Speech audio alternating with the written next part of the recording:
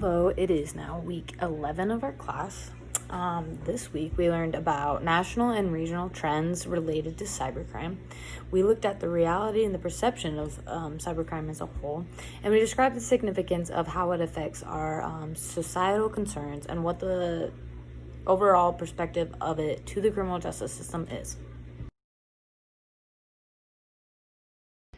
The first thing we did was we looked at an article by R.J. Reinhardt that is called Cybercrime Tops Americans' Crime Worries.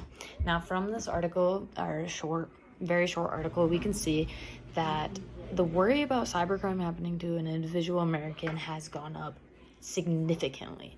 About 67% of all Americans are worried that hackers are going to be stealing their personal information, and 66% worry about identity theft happening to them. Now, this makes sense as we can see that not only has the worry gone up, but so has the actual data of cybercrime happening.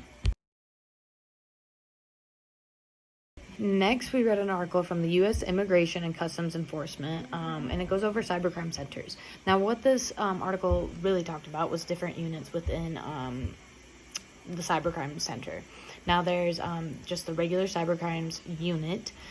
They obviously oversee all cyber-related investigations, and they focus on finding capabilities to get rid of cybercrime or lessen it.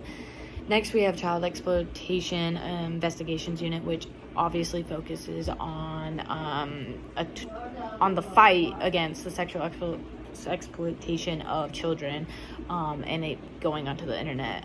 They focus on trying to stop that as much as possible. You have the Computer Forensics Unit, which it uses computer and digital services to actually trace anything that is used over the internet to link to crimes. All of these are very important units to help the stop of cybercrime. I think that they all are very necessary as they all three of them specialize in specific units.